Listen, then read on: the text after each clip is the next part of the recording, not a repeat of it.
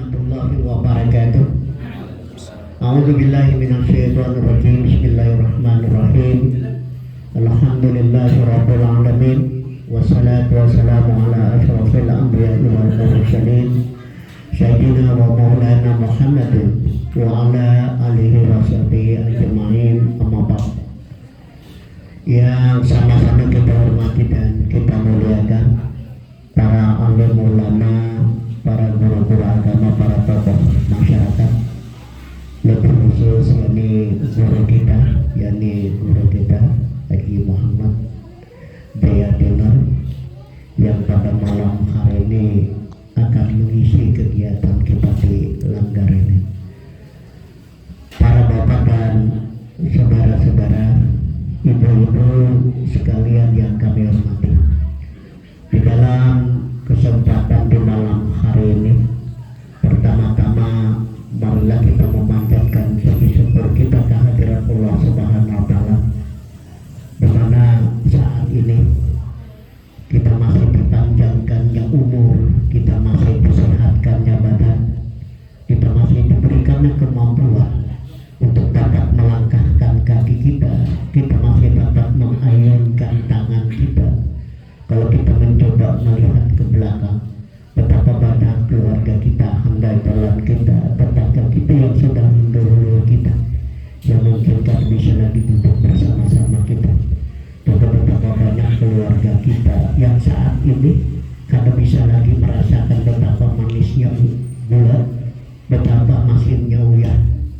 Karena apa? Karena mungkin terbaring di rumah sakit dengan bermacam-macam penyakit, asam urat, stroke dan sebagainya. Mudah-mudahan kita terhindar dari segala penyakit yang seperti inilah, sehingga mari kita sama-sama menggunakan kesempatan kita yang masih sehat ini.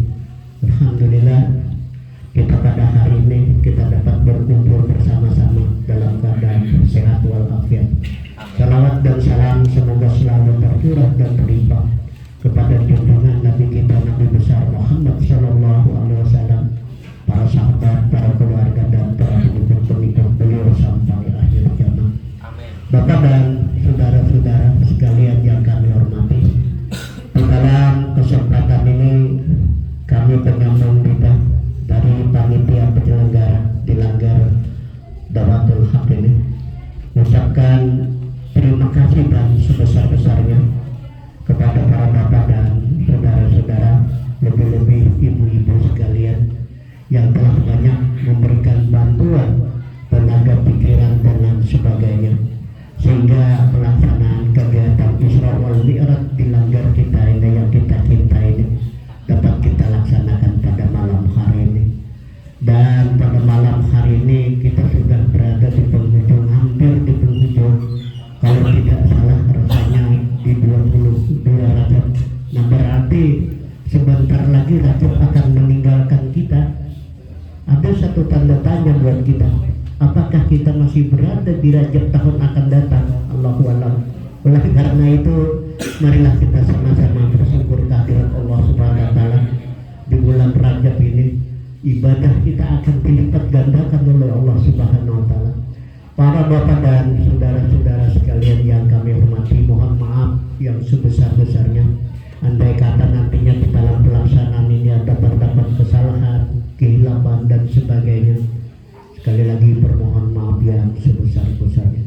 Para bapak dan saudara-saudara yang kami hormati, lebih-lebih Bapak Kepala Desa yang setiap pelaksanaan Isra Mi'raj di Langgar ini beliau selalu hadir di tempat-tempat Langgar ini. Alhamdulillah.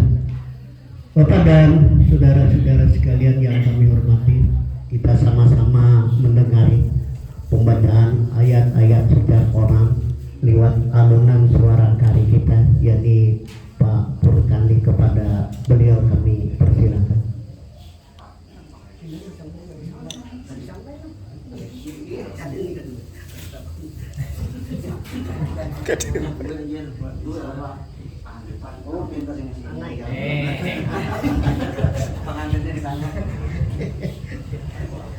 Nanya kurang banyak hendak melihat karya.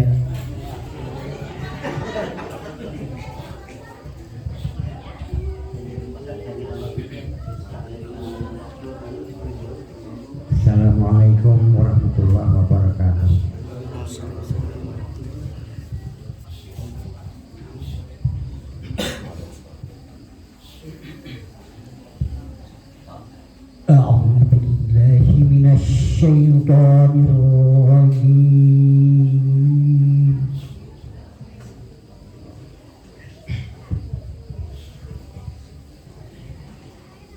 بسم الله الرحمن الرحيم.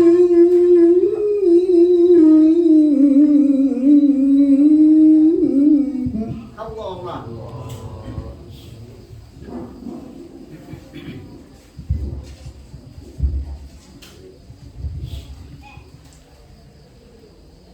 أقم الصلاة لدلوك الشمس إلى غسق الليل وقرآن الفجر.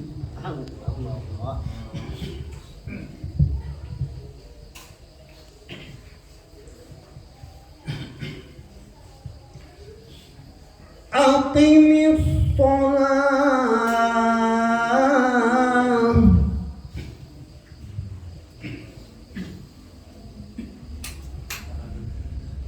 أقم الصلاة لدلوك الشمس إلى غسق الليل وقرآن الفجر.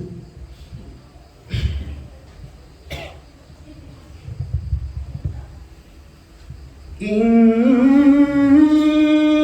قرآن الفجر كان مشهودا.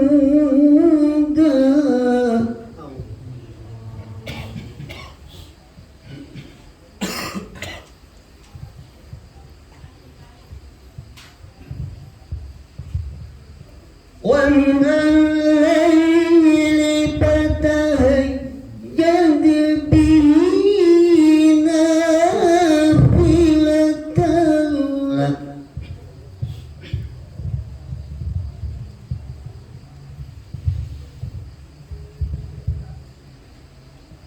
فتهجد به نافلة لك عسى أن يبعثك ربك مقاما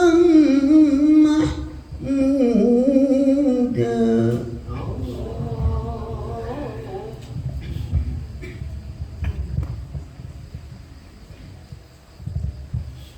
وقل ربي أدخلني مخرج صدق واجعلني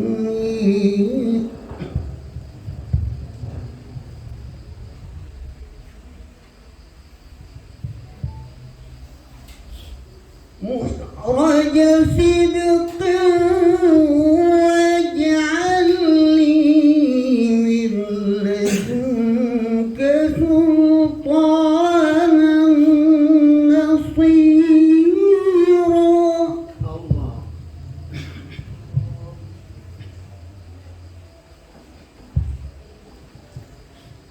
بسم الله الرحمن الرحيم.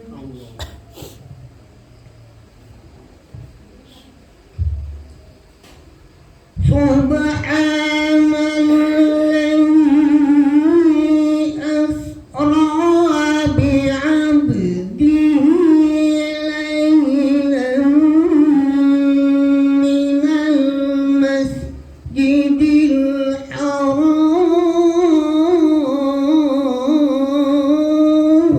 الحرام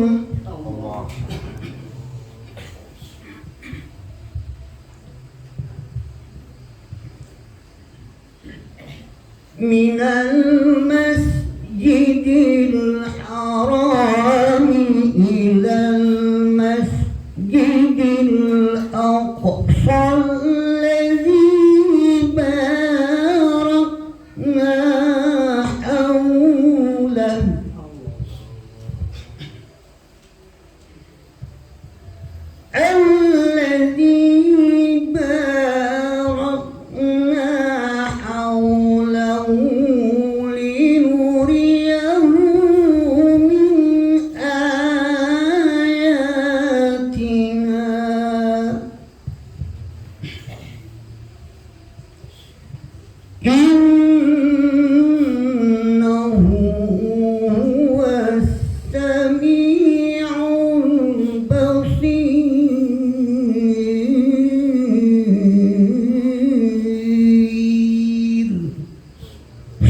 Sadaqallahul azim. Assalamualaikum warahmatullahi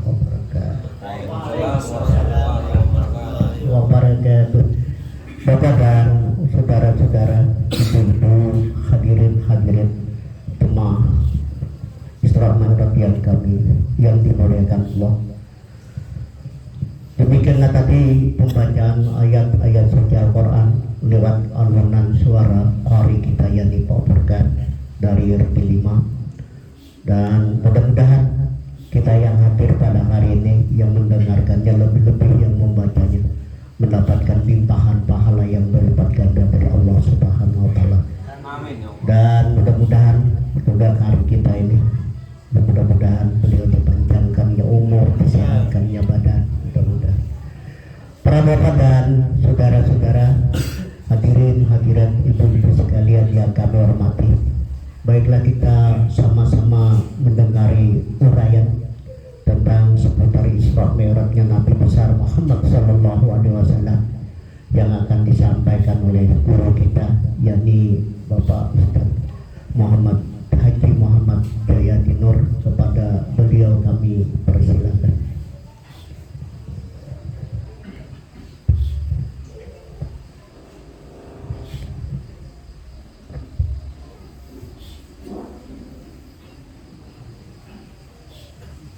Assalamualaikum warahmatullahi wabarakatuh.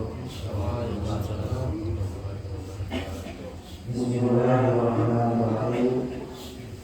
Bismillah, alhamdulillah, wassalatu wassalamu ala rasulillah Sayyidina Muhammad ibn Abdullah wa ala alihi wa sahbihi wa azwajihi wa dzurriyyatihi wa man tabi'a sunnatahu wa jama'atahu min yaumina hadza ila yaumil ba'tsi wal nashur.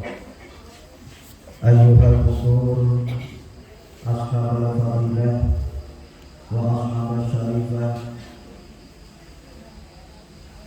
hadirin ulama wal asatidz, qari Al-Quran wa jama'atil hudur rahimahullah, bapak-bapak, ibu-ibu, jemaah hadirin hadirat mustami'in mustami'at rahimahullah. Alhamdulillah wa syukurillah, pada malam hari ini atas izin Allah kita dikumpulkannya di tempat yang mulia ini dalam rangka tadi kita melaksanakan ibadah sholat maghrib berjamaah sekaligus niat i'tikaf di dalam ini Masjid Birul Jami atau Langgar. Kemudian insya Allah kita akan membaca sedikit sejarah manaqibnya Rasulullah SAW berkenaan dengan terjadinya peristiwa besar, yaitu Isra dan Mi'rajnya Rasulullah SAW. Dan insya Allah tadi kita sudah habis mendengar pembacaan Al-Quran yang pertama ini mengundang rahmat Allah Subhanahu wa Ta'ala, baik kepada Bapak yang membaca dan untuk kita semua yang hadir di sini dan bahkan yang akan hadir insya Allah. Dan insya Allah lagi kita akan habis menyampaikan manaqibnya Rasulullah SAW. Insya Allah kita akan melaksanakan sholat isya berjamaah. Sholawat dan salam mudah-mudahan senantiasa tercurah kehadirat baginda Sallallahu Alaihi Wasallam beserta para keluarga, sahabat, kerabat beliau dan seluruh umat beliau ila yaumil jaza. Setelah Rasulullah Sallallahu Alaihi Wasallam di tahun ke-9 berakhir kecaman daripada orang-orang kafir Quraisy, kurang lebih 3 tahun, tahun ke-6, tahun ke-7, ke-8, ke-9, umat Islam itu mendapat tekanan dari orang-orang kafir Quraisy yang dikepalai oleh Abu Jahal atau Ammar bin Hisam namanya. Apa tekanan tersebut? Berupa tekanan dalam perekonomian. Belanja ke pasar kada dijual orang, kita jualan ke pasar kada ditukar orang. Bahasa wayah ini dibuai kurang. Ini 3 tahun mendapat kecaman yang demikian, ini membuat perekonomian orang-orang Islam waktu itu ini lumpuh total. Makan kada beres, kemudian bagi ibu-ibu yang punya bayi kada tahu bermenyusui sebab air susu kering, banyak bayi yang meninggal, orang-orang yang sudah tua lemah mati meninggal. Ini berlangsung selama 3 tahun. Ini membuat hatinya Rasulullah SAW sangat bersedih. Ini bagian daripada salah satu ujiannya Allah Subhanahu wa Ta'ala. Berjalan 3 tahun, akhirnya berakhirlah daripada pemboikotan tersebut. Cuma Rasulullah SAW dirundung lagi dengan ujian daripada Allah, yaitu istri tercinta beliau Sayyidah Khadijah bin Khuwailid bin Asad bin Abil Uzza bin Qusay itu meninggal. Ini membuat tambahan kesedihan Rasulullah Shallallahu Alaihi Wasallam. Meninggalnya Sayyidah Khadijah ini pada bulan Ramadan. Makanya kalau orang baca menakibnya ini paksa Syawal, namanya Ramadan, baca menakibnya ngalih makanan. Ini. Nah, berselang kurang lebih setengah bulan, lalu Abu Thalib, abahnya Sayyidina Ali, meninggal. Mama Rinasudin yang sangat membela dengan Rasulullah SAW juga meninggal. Nah, sehingga di tahun itu ini populer kita dengan acara Isra Mi'raj dikenal dengan Amul Huzun, yaitu tahun duka citanya Rasulullah Shallallahu Alaihi Wasallam. Nah, lantas atas dasar inilah salah satu daripada sebab-sebabnya terjadinya Isra dan Mi'raj. Salah satu ini memang banyak penyebab yang lain. Untuk memberi menghibur Rasulullah SAW, diberi rekreasi lah. Cuma rekreasinya Rasulullah SAW ini melampaui batas akal manusia. Dijelaskan tadi ayat yang dibacakan oleh Bapak Qari kita, adanya perjalanan ini supersonik, ini cepat, minal Masjidil Haram ilal Masjidil Aqsa, daripada Masjidil Haram Mekah kemudian berangkatkan sampai ke Masjidil Aqsa Palestina, Suriah sekarang. Itu kalau hitungan bahari menempuh jarak waktu kurang lebih 1 bulan. Cuma ini tadi sampai semalaman. Ini Rasulullah berangkat dari Mekah ke Suriah Palestina, yang sangat menjadi bebannya Rasulullah itu ini bukan karena perjalanannya ada. Yang menjadi bebannya Rasulullah yaitu isok ini berpisah kayak apa ini. Ini kan sedikit nih kan ya dampak dari cerita Isra Mi'rajnya Rasulullah. Ada sedikit nih sahabat karena kembali kepada kasarnya, kembali kepada kekafirannya. Karena ini akal kan sampai mikirakan. Nah, di situ salah satu sebab kenapa Sayyidina Abu Bakar As-Siddiq itu bergelar As-Siddiq itu karena ketika berita tentang berangkatnya Rasulullah Isra dan Mi'raj sampai ke Mustawa, itu Sayyidina Abu Bakar langsung membenarkan, ada sampai berpikir. Ketika mendapat berita langsung membenarkan. Seandainya itu yang terjadi dengan Muhammad Rasulullah, yang lebih pada itu mustahilnya dilupakan, saya percaya. Nah, lantas diberi gelarlah As-Siddiq, orang yang membenarkan. Nah, singkat cerita, berangkatlah Rasulullah SAW. Ini kalau ceritanya kita hafal semua ini berangkatlah dari Masjidil Haram ke Masjidil Aqsa. Tadi diberi dihibur oleh Allah SWT karena Rasulullah baru mendapat ujian yang sangat berat pertama tentang umat, yang kedua tentang pribadi beliau sendiri. Nah, berangkat dari Masjidil Haram ke Masjidil Aqsa, lantas di Masjidil Aqsa pelaksanaan ibadah sholat 2 rakaat. Sebelumnya belum ada sembahyang, belum zuhur, asar, maghrib, isya, subuh belum ada diwajibkan. Jadi apa yang digawi ya cuma sembahyang 2 rakaat menjelang asar, 2 rakaat menjelang subuh. Itu aja. Sebab Islam Arab belum di tahun ke-10 kenabian. Nah, jadi sampai di Masjidil Aqsa Rasulullah dijadikan imam. Jadi seluruh roh-rohnya para anbiya wa rasul itu dihadirkan oleh Allah Subhanahu wa taala. Nah, lantas Rasulullah menjadi imam pada waktu itu. Setelah itu berangkatlah Nabi kita SAW. Ini ceritanya kita singkat-singkat saja.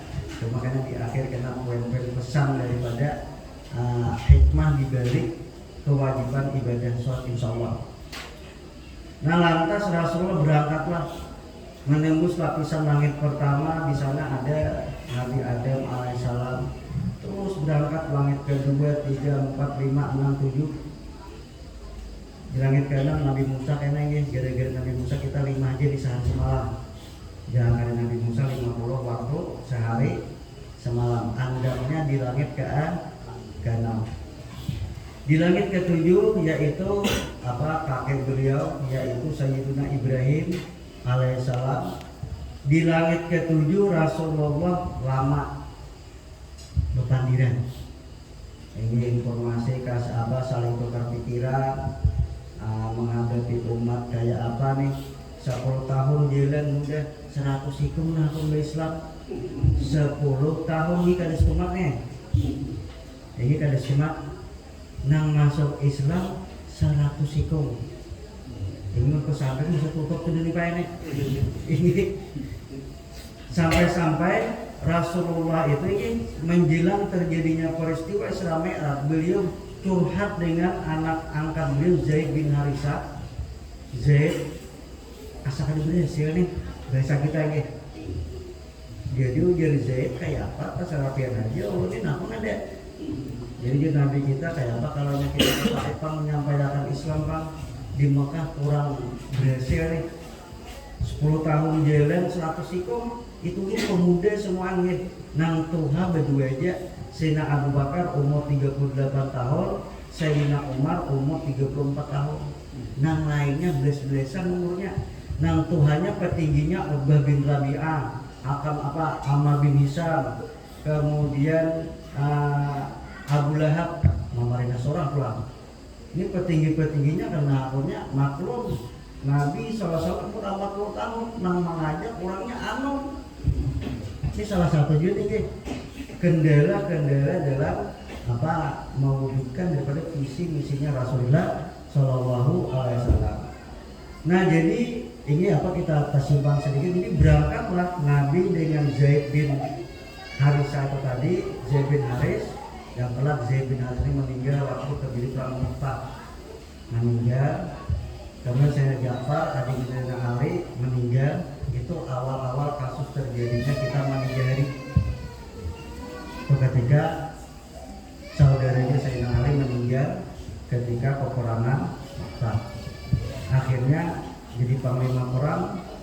Dua ikut meninggal itu panglima perang. Ini pertama Zaid, yang kedua Ja'far, yang ketiga Khalid bin Walid, dan ini berakhir dengan kemenangan. Nah, jadi berangkat Nabi ke Taif. Ternyata di luar dugaan. Tak patut di Mekah aja kebiasaan kita Pak. Ini sampai di Taif hanya paling besar kita bakal rumah kan dur sini nih.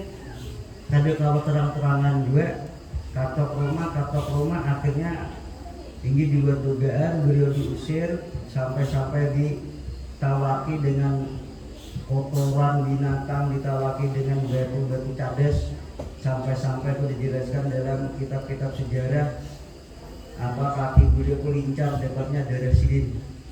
Jadi Nabi kita memperjuangkan Islam ini tidak cukup dengan harta saja, bahkan dengan berdarah-darah. Ini perjuangannya Rasulullah Sallallahu Alaihi Wasallam. Nah lantas Nabi kita kembali ke Mekah, minta perlindungan suaka ini kepada petinggi orang kafir Quraisy. Cuma rumah sini jangan kita perbatasan antara Taif dengan Mekah, ada namanya Mut'im bin Adi. Ini kelak masuk Islam karena ini sendiri. Minta perlindungan di situ, sebut sih khawatir kalau nyambuli ke Mekah ini bisa dinurang nih. Nah minta perlindungan, lantas Mut'im bin Adi mendatangi petinggi-petinggi kafir Quraisy di Mekah. Terjadi negosiasi politik nih. Ini nih amanahkan yang jangan diganggu nih. Ini kada orang Jun kita cuma pemikiran berbeda kan itu lagi. Nah akhirnya Nabi kita mendapat perlindungan pada waktu itu. Nah pada waktu itu Sidin balik ke Mekah, naik ke rumah Sapuku Sidin, adiknya Sayyidina Ali.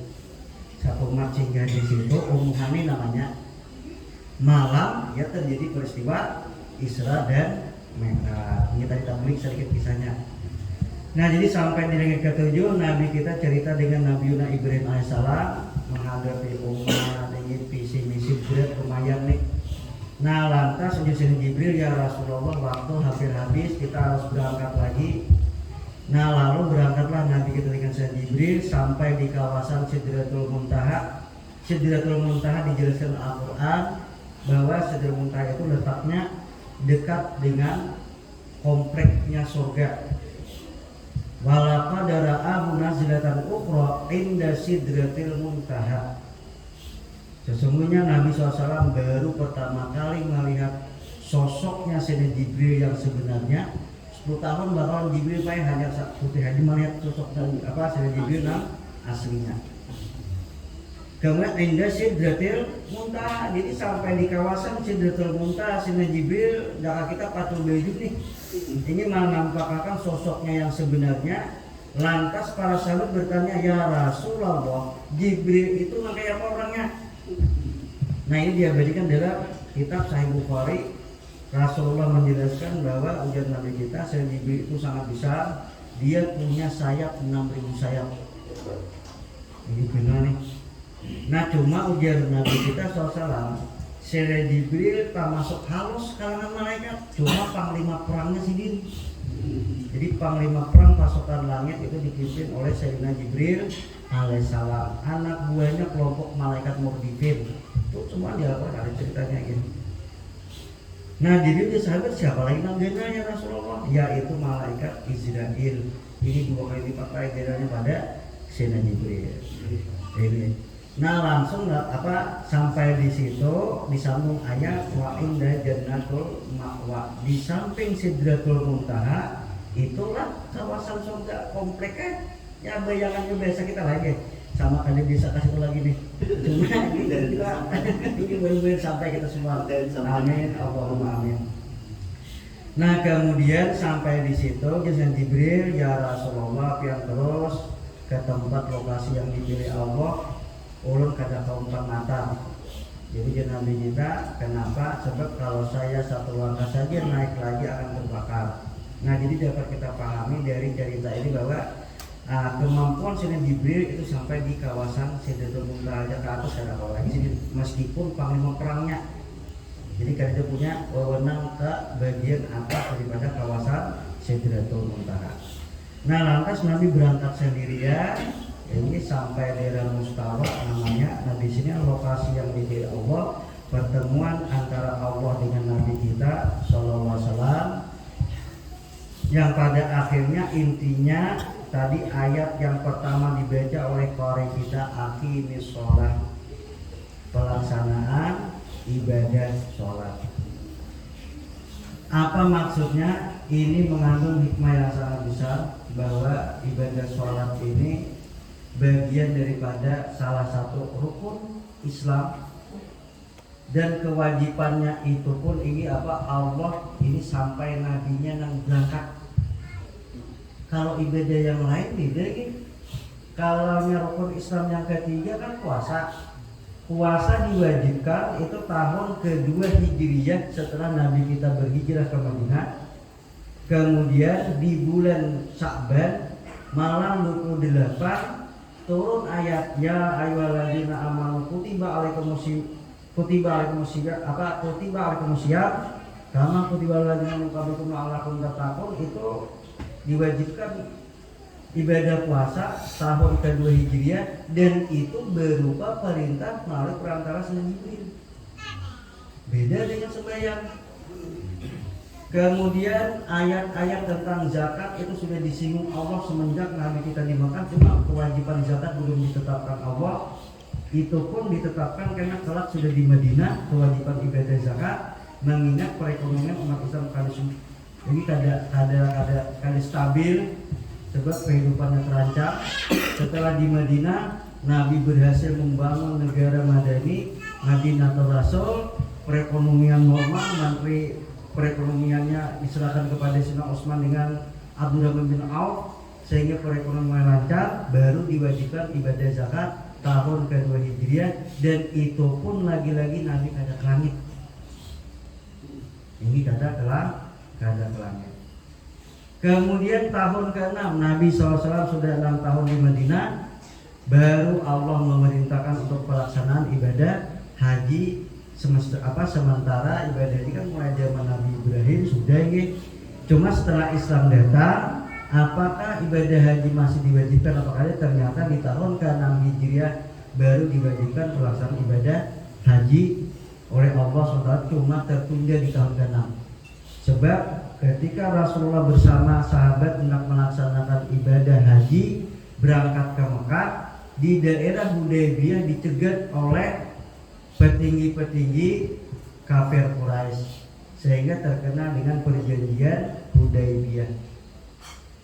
Tahun berikutnya hendak berangkat ibadah haji, Nabi kita sibuk perang Khaybar. Lalu Sayyidina Abu Bakar memimpin pelaksanaan ibadah haji, kurang lebih 70 orang berangkat. Tahun ke-8 Nabi kita berangkat ibadah haji, lagi-lagi gagal sebab perintah Allah untuk menaklukkan kota Mekah. Gagal pula.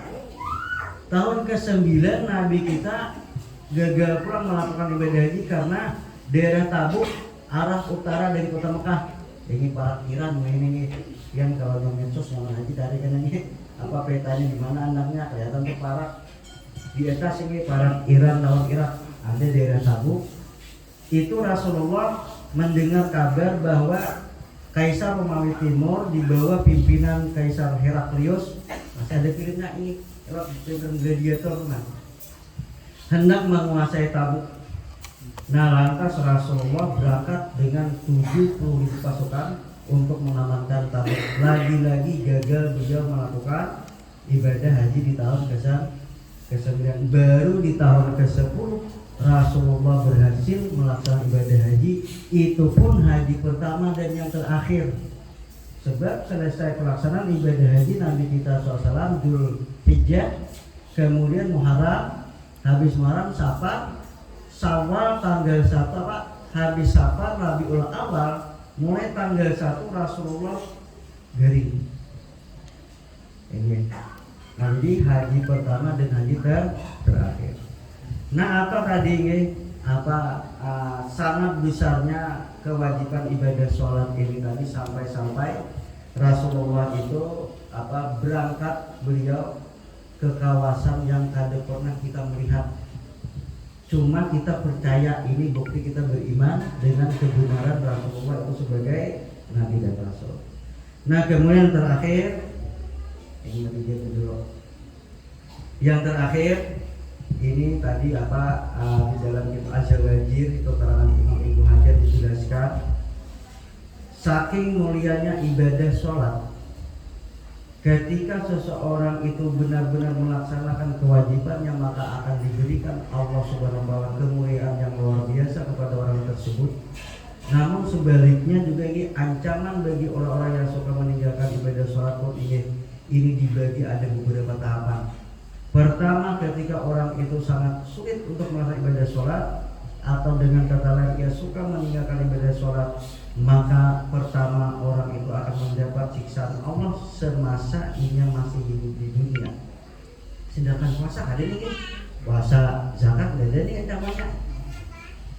Jadi semenjak ia di dunia pun sudah mendapat siksaan daripada Allah Kemudian yang kedua, mendapat siksaan ketika pencabutan roh.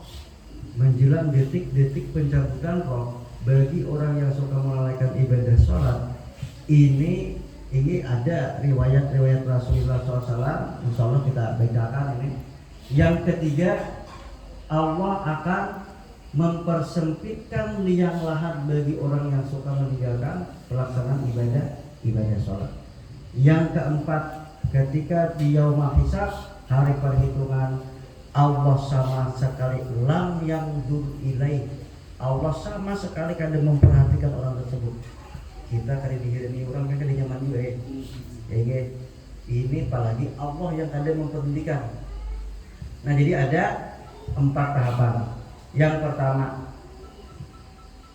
sedikit paling yang pertama, ketika seseorang itu suka meninggalkan kewajiban ibadah sholat, pertama yang akan dirasakan oleh seseorang itu selama ingin di dunia, pertama Allah sempitkan rizkinya. Meskipun banyak cuma merasa kurang. Ini ketika nyaman gini biar banyak cuma asa kurang aja, akhirnya gelisah. Yang kedua, keberkahan sisa umurnya akan dicabut Allah. Maksud keberkahan sisa umur, ini contoh ini. Seseorang umpama diberi jatah umurnya 60 tahun. Nah, kemudian di usia ini sudah menjalani usia 40 tahun. Ternyata sisanya 20 tahun dicabut Allah keberkahan umurnya. Dampaknya ini apa ini? Dampak dari seseorang ini akhirnya karena keberkahan sisa umurnya dicabut oleh Allah, dia tadi menjalani sisa 20 tahun menjelang kematiannya itu banyak kemaksiatannya ketimbang kebaikannya. Nah, itu ciri-ciri keberkahan umur kita diangkat oleh Allah Subhanahu wa ta'ala. Naudzubillah ini. Nah, kemudian yang ketiga, dihapus Allah ciri kesalehan di wajahnya. Memang kita kada kasar pasalehnya nanya. Memang kita kada opang mau korne muha orang ini bercahaya kada mau apa ini, apalagi ini teknologinya. Yang non muslim pun muhanya bercahaya ini sudah. Ya lah, banyak glowing apa kan yang memang kita kada mau korne. Jadi apakah muha ini memancarkan tanda kesalehan seseorang? Ini cuma Allah yang menilai. Nah, cuma dijanjikan dalam sebuah hadis tadi bahwa Nabi kita SAW ketika seseorang itu suka meninggal ibadah sholat, maka akan dihapuslah tanda kesalehan di wajah orang tersebut. Na'udzubillah min dzalik. Kemudian yang keempat, segala doa dan permohonannya akan tertolak. Ini segala doa dan permohonannya akan tertolak. Kemudian yang kelima kan kami kada nih. Yang berikutnya, seluruh amal ibadah yang lainnya akan ditolak oleh Allah Subhanahu karena ini pondasi awal rukun Islam. Yang kedua yaitu sholat ini kada beres. Itu dalam hadis yang lain yang ekstrim lagi bahasanya Nabi kita keras, kecamannya keras. Kalimatnya kayak ini kurang lebihnya. Apabila seseorang itu datang pada hari kiamat, kumpul di mahsyar, akan menerima persidangan di hadapan Allah. Apabila orang itu ada cedera dalam urusan sholatnya, maka seluruh amal ibadah yang lain pun akan ditolak Allah. Umpama contoh, sholatnya kada beres, cuma sedekah rajin, umpat zikir 70.000 rajin. Dijanjikan dengan memang Nabi kita setiap seseorang yang zikirnya 70.000 kali selama hidupnya, maka ia akan menebus dirinya daripada siksa api neraka. Syaratnya sholat, tapi gini biar zikir kita sembahyangnya kada beres ya gagal. Sebab Nabi kita ketika sholat seseorang itu ada yang kada beres, maka seluruh amal yang lain pun kada beres, akan tertolak. Sebaliknya apabila beres amal ibadah seseorang, maka baru amal-amal yang lain mengikut. Nah, ini ancaman daripada terhadap orang yang suka menyia-nyiakan pelaksanaan ibadah sholat. Dalam momen kita berrajab ini, bulannya ibadah sholat, di mana di bulan Rajab ini Rasulullah Sallallahu Alaihi Wasallam itu berangkat bersama Sayyidina Jibril tadi untuk menerima perintah pelaksanaan ibadah sholat. Dan kita mengingat tadi menengok ke belakang seberapa besar perjuangan Rasulullah SAW. Tanpa Rasulullah kita kadang kenal Tuhan. Tanpa Rasulullah kita kadang mendapatkan keberkahan. Rasulullah dengan berdarah-darah memperjuangkan Islam. Rasulullah berangkat jauh-jauh sampai ke Mustawa untuk menunaikan ibadah sholat. Oleh karena itu kita sebagai umat beliau, salah satu daripada penunjukan rasa cinta kita kepada Rasulullah SAW, hendaknya kita menjaga daripada ibadah sholat kita. Ini menjaga, mempertahankan ketika kita lewat kurirnya, biar kada tapa imbe lalu orang berjemaah umpamanya. Asal kita jangan sampai meninggalkan pelaksanaan ibadah sholat. Lebih lagi apalagi kita laksanakannya dengan berjamaah bersama-sama di mana-mana langgar kita ada. Jadi kita berupaya untuk menghidupkan langgar-langgar kita dalam rangka berjamaah. Ujar Rasulullah SAW, ketika seseorang itu sholat sendirian dibanding dengan orang yang berjamaah, derajat ibadah sholatnya sangat jauh, sampai dalam satu hadis 27 derajat. Artinya derajat itu orang sembahyang seorangan, sementara kawan kita berjamaah di tempat ibadah sholat sama seperti 27 kali sembahyang. Ini sama dengan 27 kali sembahyang. Seandainya kita di rumah sampai 27 kali sembahyang mengimbangi orang berjamaah di langgar-langgar kita, itu pun kada sama juga. Dimana kalahnya aminnya kada bimbing. Ini waktu walad golin, kalau kita berjamaah berada ikut namun ucapan amin. Amal kita sendiri cuma saat 27 kali itu dipakai, 27 kali 4 kali amin aja. Kalau orang berjamaah kita masih terjajar. Nah, oleh karena itu ini sebagai penutup, ini cerita sedikit aja ya. Mudah-mudahan ini menjadi pesan moral yang baik untuk kita berita. Salah satu daripada sahabat Rasulullah SAW, Sayyidina Umar Ibnul Khattab, ketika beliau sibuk di kebun, ini kan berkebun kurma di Madinah nih kasusnya, sampai sholat asar, sehingga dia mendengar Bilal bang.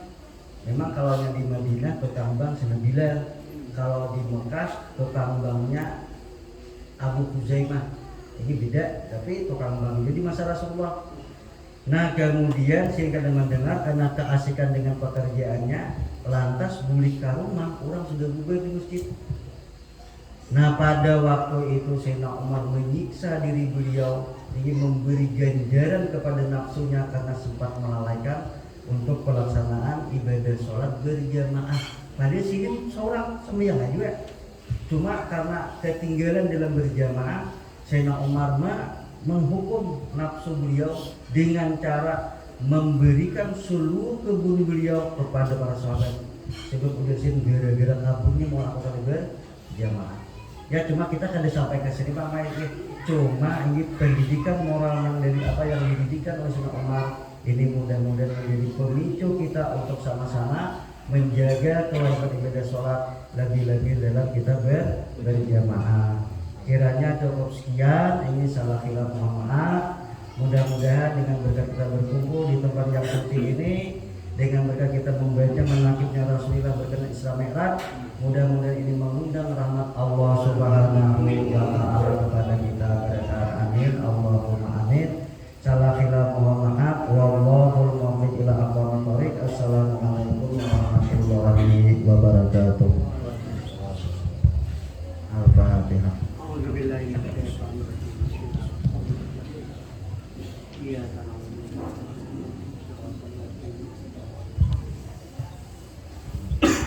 Amin ya Allah. Bismillahirrahmanirrahim. Alhamdulillahirrahmanirrahim. Wassalatu wassalamu ala sayyidina Muhammadin wa ala alihi ajma'in.